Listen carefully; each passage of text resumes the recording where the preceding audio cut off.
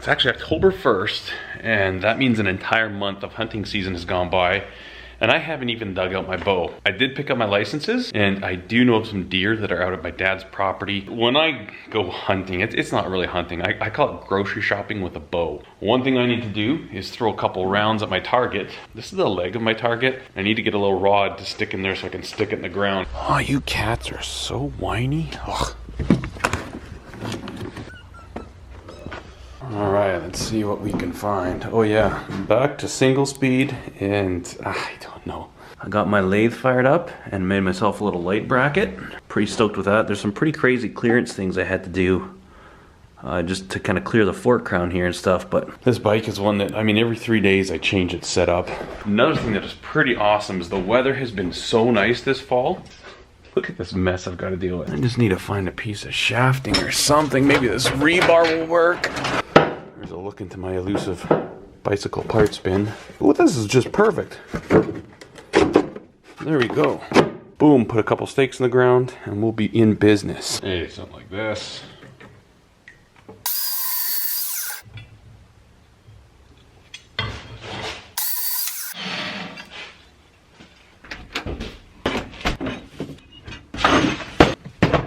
So this here is the PSE Rally.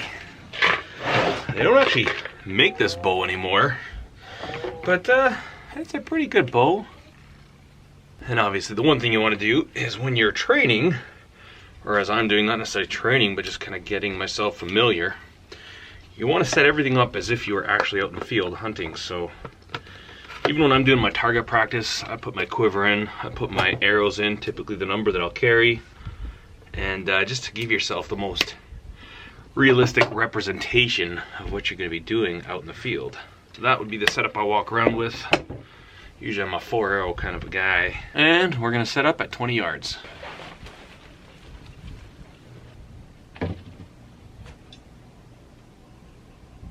19 yards. 19, wow. What a good guess I did. I can pull this back. What? How? Show I'm me. pulling.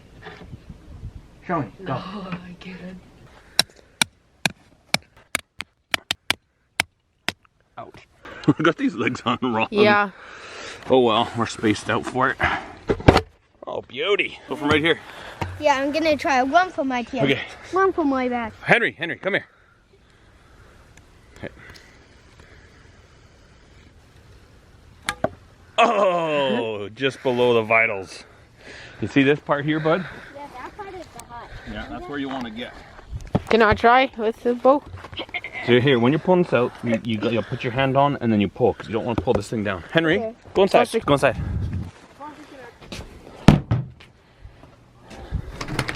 Good boy, Henry. That was a good one, buddy. Well, here goes, guys. Oh, nice. That was perfect. One of them is not in the vital area, but the last one was definitely the best. Whoa! You just spiked it, Foster. Nice. I don't know. Feeling a little not so great. This was the first one. Second one. No, this was the first one. Second one, third one, fourth one. So that's a good sign, I guess. Hey, why are you in socks?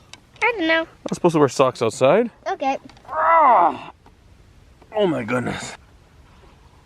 Oh, yeah. Holy smokeroni. Oh boy, those ones are pretty good.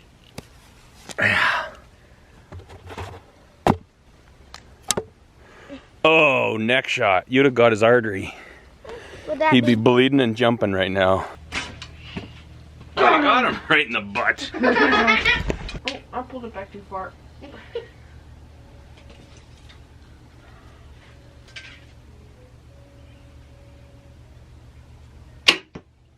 Whoa, that was low. That was not good. A little better. Oh boy, this is not looking good. I'm a little low. Foster, is this yours? Consistently low. Oh man, these things are so hard. I don't know, I'm gonna try one more set at 20 yards. As my string guide went flying. So, my string broke. A little bit of an injury there. But looks like my old hunting days are not quite rolling right now. That could have been a whole lot worse. Whew. string inside of there. All right, confession time. The reason that my string snapped is actually because I dry fired my bow. It was so stupid. If I had had it on film, that would have been incredible. I had sworn I put an arrow in there. I mean, the kids were shooting and I was just going for my last round. I wanted to do 4 more shots. I put all the arrows into my quiver so that I could have like the equal weight and make it like real life hunting situations so that my weight is all the same. Like even now, looking back on it, you know, sometimes when you do something stupid, you look back and you can see how dumb it was and oh, that was a mistake. I still am convinced that I put an arrow in there and I never did, I guess. Looking through the peep sight on your string and then you're lining it up with the pin on the target.